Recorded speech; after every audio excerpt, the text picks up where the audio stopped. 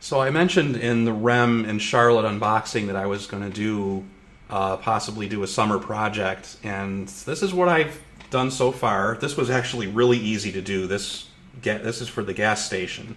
So I bought a 1/18 scale gas pump, and then I've designed the shelter for the. I'll put the gas pump right here, and so this is the shelter piece for the gas station, and I've done this inverted pitch. That's a real cool, like 1950s or early 60s, a kind of modernist idea, and it would be like a concrete. It is, I think this is 20 feet. Yeah, it's 19 feet.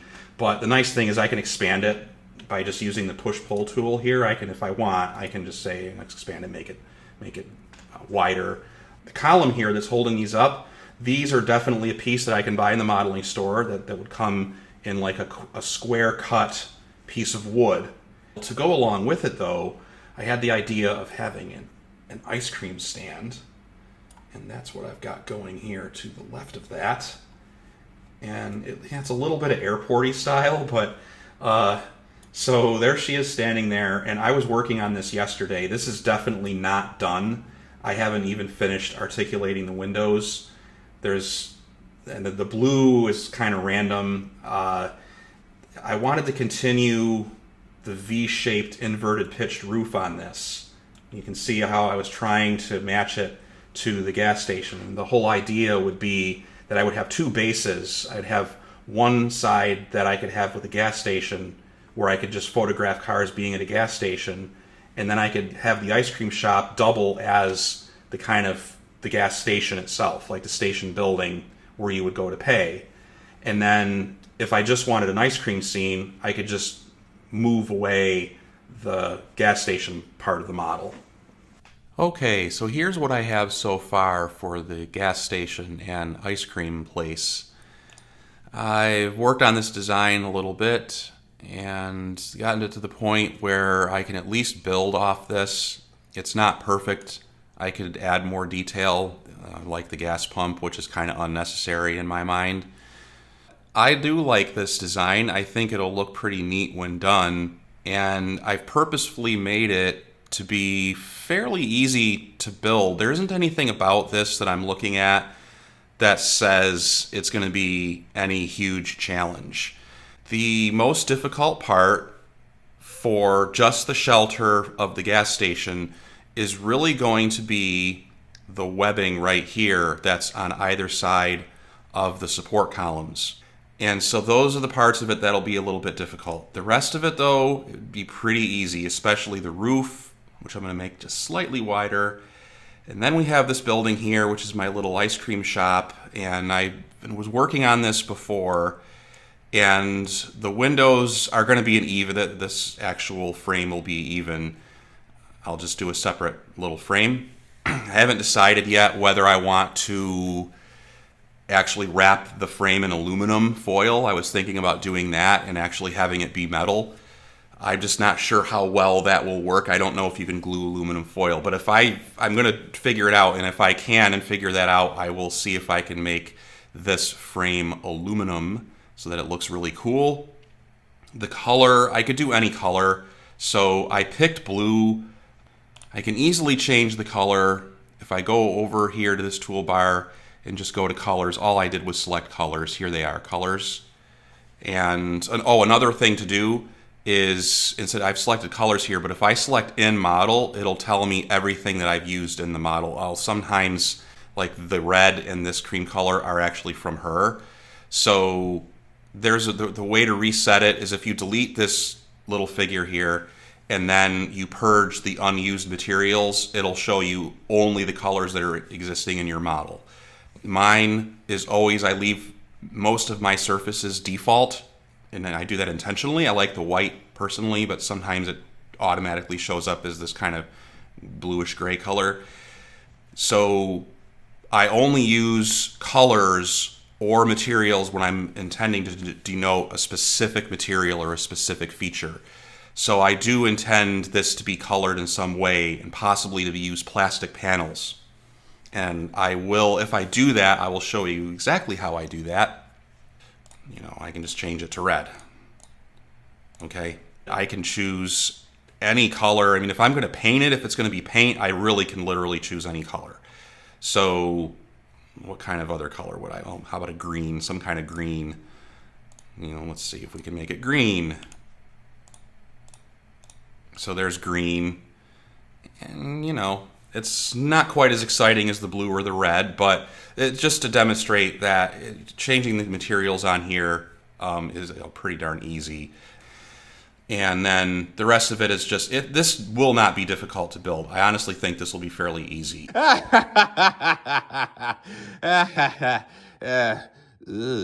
Here's the wood that I'm going to be using. This is birch plywood, and it is 3/32 size, which is actually a little bit narrower or a little thinner than 1/8 of an inch. So that doesn't sound really thick, but it's plywood. So there's no way that I'm going to be, you're not going to cut through this with a penknife with this. It's I mean, you can, if you want, you can try if you want to go insane, but you're not going to get through that with a penknife. The only real way to get through this is with, I have a little mini power saw that I like to use that makes like a lot of noise. I have 3 pieces of it, and we're going to use 2 of them for the 1/18 scale model. So that's going to be pretty big. This stuff, the dimensions of this is, it's actually 12 by 24 inches. So this is 2 feet wide, 1 foot deep, but it's kind of nominal lengths. So it's not exact. It's like 11 3/4 by, it doesn't really matter because the actual exact dimensions of this are not, it's just a base. So it doesn't have to be an exact length. So that's that stuff. And then I have these thick pieces of basswood. I think it's called basswood. That's the wood that I prefer to use. So when building models, there's 2 different kinds of wood that you can use for modeling. You can use basswood or you can use balsa wood. I think balsa wood is by far the most popular because it's very, very soft. I have some of it over here.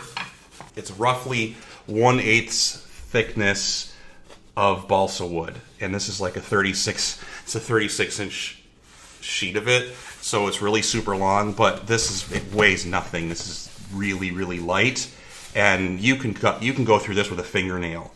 So I actually prefer to use basswood because even though it's much more difficult to work with, it's really tough, really solid. The Riley dealership is made of all basswood and some of this plywood stuff, so it's a really hard and really robust kind of wood.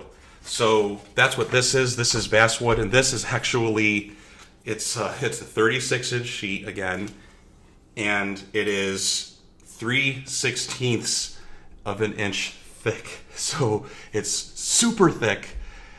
So I'm glad to have this, but it will be very hard to cut through. So there's that. And then the main stuff that I use for walls and things, like, I have the 1/8 inch balsa wood, which is really nice. So I have a scrap of that sitting here, and then I've got all of this stuff. Ooh, there's so much of it. There's like tons of it. All right, so this is like a square cut. It is a balsa piece, and that's going to be my columns, right? That's going to hold up the building. So you may also recognize this from the roof. I used a chunk of this for the roof to make the handle on the roof of the Riley dealership. So I like to use this stuff. That's what that is. I have thinner pieces of it. They come like, you can get these in almost any size. So I've got that. I've got a bunch of these. These are like scraps. And then some basswood. And this is a 1/16. So this is for me, I don't usually go any thinner than a 1/16 of an inch. So 1/16 of an inch of basswood, which will be used, I usually would use this for like some facade pieces, like paneling, things like that. That's what that might be used for. I still have a couple pieces left of the glass stuff. This is actually how it comes. This is a scrap left over from the Riley dealership. It's actually coated in this little piece of plastic. You can see this, it's sort of peeling off. So it's like a protective coating. When I made the windows, I call them glass, but when I made the windows for the Riley dealership, I left the coating, this plastic coating on it until like the very last second, and then took it off and glued it on there so I wouldn't have any fingerprints on it. I think I still don't have any on here. This is 0.04. You can get this in 0.02, 0.03, 0.04. The 0.04 stuff is really thick and very difficult to cut through. It takes a long time and a lot of runs with the penknife to get through this stuff. But once you do, the result is something that, as near as makes no difference, looks like glass. So I love this stuff. I've got a few scraps of it here that I will use for possibly this project. If I need to buy more, I'll buy more. I think $5 for a sheet of this, maybe $6, something like that. Although with the inflation that we're in right now, it might be a little bit more. So that's all the materials that I have. A lot of this stuff is just scraps. Now that I've got all of my materials here and I have all my measurements, let's get to work. Is that it? Okay. Well, it's like it is cut like this because there's no way you can. I mean, it's hard for me to be perfectly straight, but this is a scrap piece, so that's that. This is the piece, so I'm gonna have to. All right. Okay. And there's that. So there's that. There's those two pieces. That's the roof, right? So it'll be something like this. When they're together, it'll be like a V shape. And then setting on a thing. So it's pretty big. So there's those two pieces. So with this piece, it's basically like a diagonal cut where I'm trying to get to the exact spot that I made the markings. And that diagonal cut going across there should make two equally sized pieces. Should, like this. So let's see if that works.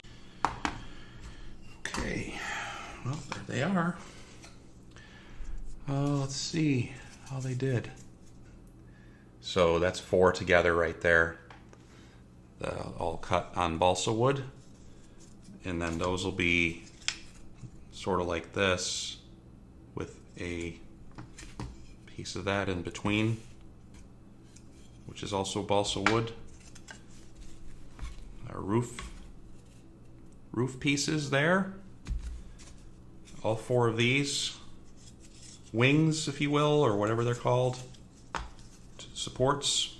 So what I've done with this is I've marked each of these. The trick to this was that like I said, you're never going to figure out the angle. So what I did is I made markings on here. I don't know if you can see the marking. It's really hard to see, but I just scored it with the X-Acto knife. Right about, can't even feel it. But there's a spot, there it is, right there. So I scored it with the X-Acto knife at exactly the 6-inch mark, which is, here's my ruler. Stupid thing. So here's my ruler, and there's the 6. And I'm just getting on here, right at that spot, and I'm going to score it right at that point, just a tiny little on the corner. And I did the same thing for all 4. Then what I'm going to do is using that score and going all the way up to this very corner, I'm just going to cut that direction on all 4 of these. It should be fairly simple, but it's also just as easy to mess up because it's very soft wood. So up to the corner, starting from the point where I scored it. And all you care about, like I didn't draw any line, all you care about with this is keeping the knife against the ruler and nothing else. You just don't care about anything else. What's happening to this scrap piece doesn't matter. All that matters is that you keep the knife going across the ruler. Okay, if we remove it, there it is. Yeah, nicked that corner just a little tiny bit, but we'll fix that. So there's one. Okay. Let's see how that looks. That's one of them right there. Now, this thing does not have a handle, but I don't think I need one. The hard part is to make sure I'm cutting straight down, which I'm not 100% sure of. And it only likes to go in one direction.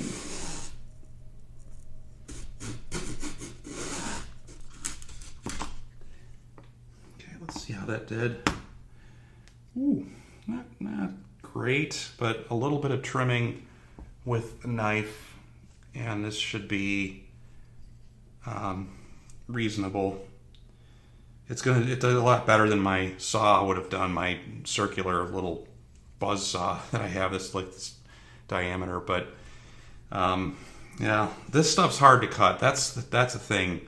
And the only way that I could get a straighter cut than that is to take it to my dad's house and use like a massive circular saw, which would probably just make this thing blow away. So that side of it's a little bit better. I made it 7 inches because I actually only need 6 and something, so that I can do lots of trimming to trim this down and get it to be as straight as possible. The column and the wing laying like this to get them both flush, I can tell, I can draw the angle on this piece right here. I'm going to go all the way, it's going to be an X because it's going to meet in the middle, and I figured out exactly where it needs to be so that I can draw that line right there and then draw another one, and that way I can cut the V. Okay, maybe you can see the V on there that I've drawn, kind of a V, but it's like started out as an X, but those lines that meet in the middle is where I'm going to cut with the pen knife. Hopefully when I put all these together it'll match, it'll go all the way down. That's what I'm trying to do right there.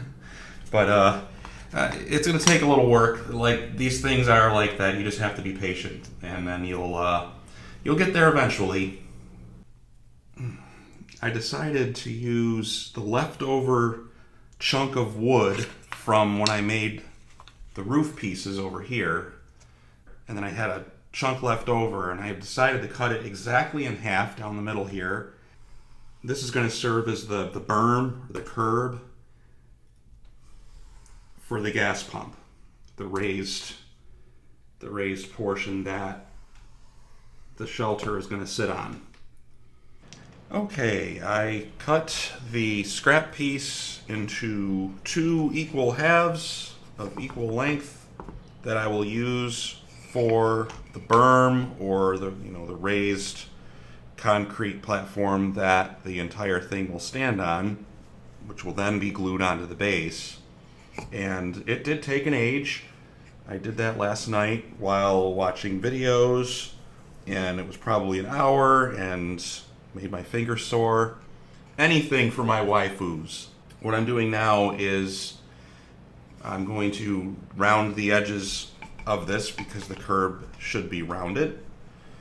And what I've done is I've taken my old and broken circle tool that I've had since I've had this thing for like more than a decade, and I drew some circles on here on this piece of wood that roughly are going to be where I want to have the curve. Now I cannot cut. I don't have anything and any knives and any patience to try to go through 3/16 thickness of wood with a pen knife around a circle. There's just no way. So what I've done is I've just chopped the edge off using my little saw here, and I'm not using the saw to do the really good cuts because it's going to kind of shred the grain, and it did shred it. That's okay though, because I'm going to just be going outside maybe in 10 minutes or so when this is done to just sand these and round them off. So just put it on here on like an angle where I think it roughly should be. It's not working. There we go.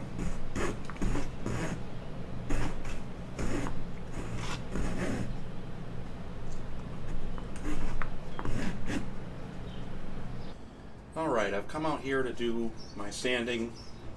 So here's the circles I've drawn with all the cuts. And time to get to work. So start sanding this thing. Try to get as close as possible.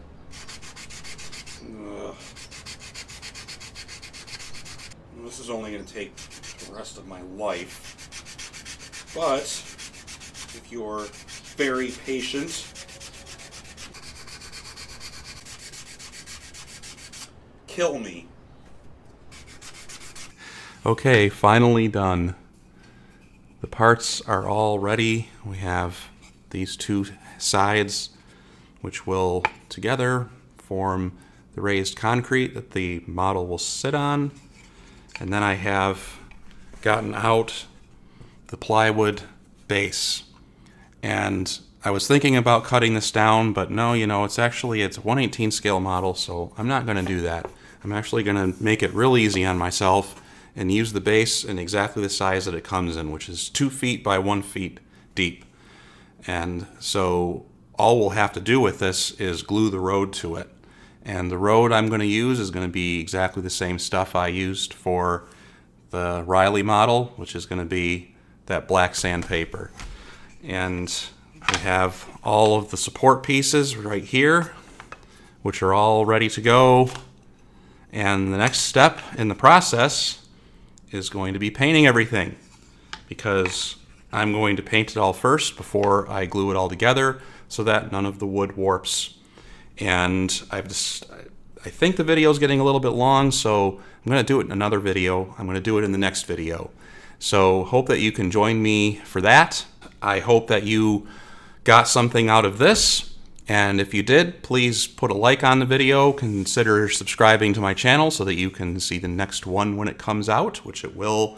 It might be a couple of weeks because I've got so many things going on right now that it'll take me a little while to get to all of this. So anyway, I'll see you then for whenever that happens. Subscribe so that you know when it does, and put a comment down and ask me some questions if you have any, and I'll answer them as best as I can. In any case, I'll see you again soon, and be well, and take care.